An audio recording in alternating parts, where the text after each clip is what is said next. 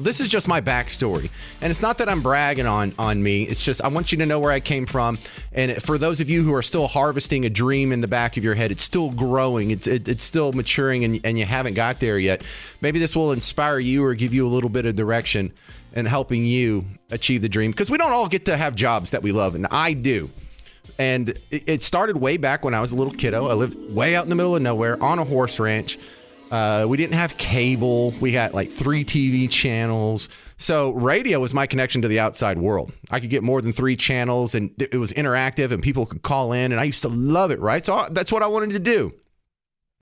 And so when I was growing up in high school, I was in the GT program, not to brag, but we got to do a career day. We would go get to spend a week at the job of our choice, and we got to do it a couple times a year.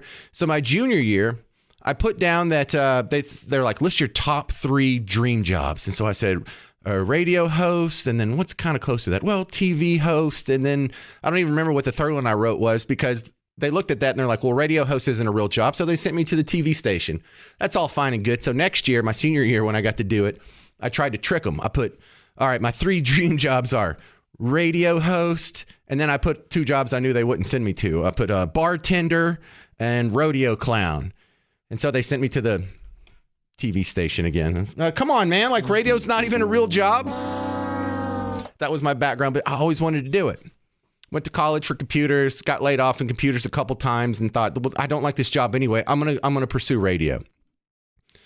So what did I do? I started making content. I made some bits. I made some skits. I put them online, and then I applied at every radio station in the Dallas-Fort Worth area. And there were more back then than there is now. And I didn't care about the format. I didn't care about the company. I didn't care about the location. Literally every station in DFW that I could get in contact with, I got them a resume. I got them audio. I showed them my stuff online. If I had to physically take them a CD, I would bring it to them. Every single one of them turned me down. Every single one. And then in 2001, there was a new show that came on another station here called Pugs and Kelly. They were on 105.3 at the time, long before it was sports. It was kind of a new show. They were asking for interns, so I applied. Never got a call back, but the good news is 3 months later, it's a new semester. They're asking for interns again. So I applied again, but I wasn't just going to be one guy in the stack. I started going to every radio station event I could make it to. I couldn't make it to all of them because I still had to work. But, at these station events, you get to meet them, you get to say hi, you kind of hang out. There would always be like a drawing to win something, or if they needed help with anything. I would always fill out one of those little cards and put it in the box. Why? Because they told me to. So after a while, they start recognizing you. And when it was time to hire a new intern, guess what? I still didn't get the job. You thought I was going to say I got the job, didn't you? But I didn't quit.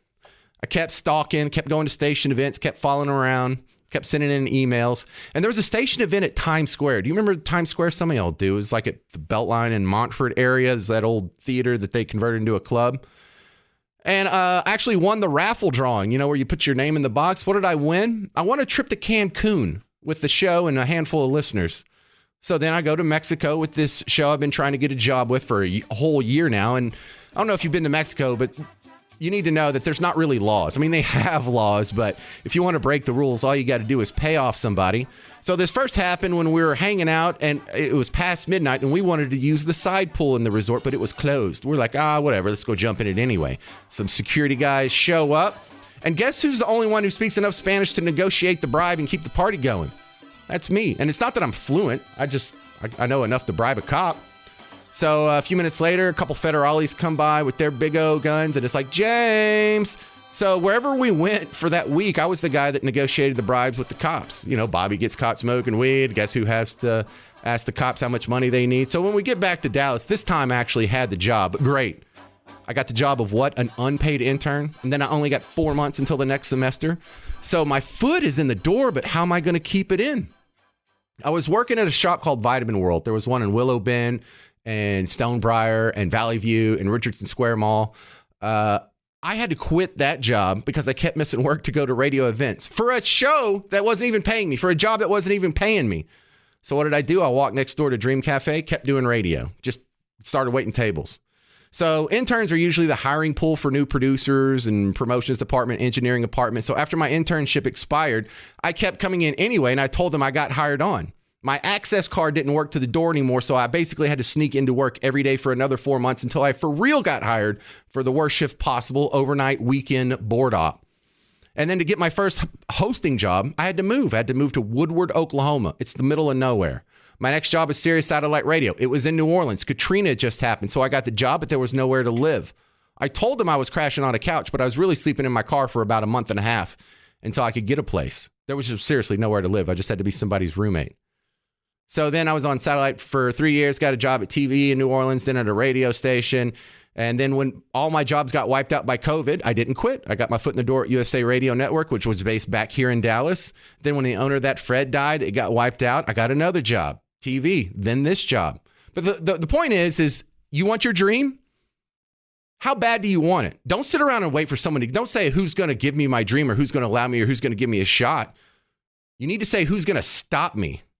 Are you willing to work for free? Because that didn't stop me. Are you willing to break the rules and sneak into work to do it for free? Are you willing to drop your entire life and move to the middle of nowhere with no promise of success, no promise of cash or rewards? You may fail. Are you willing to uproot your life and go to a disaster area? Are you willing to go to workshops, training classes, industry conferences, stand-up comedy classes, writing workshops? Are you willing to be canceled 6 times? You know how bad that feels to have your show canceled?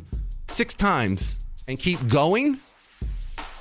Some people have their dream fall in their lap, but I suspect most people, probably 95, if not more, % of people who reach their dream is because they were relentless. It's because they chased it hard. It's because they never made an excuse. They never quit. I had 6 different chances to quit.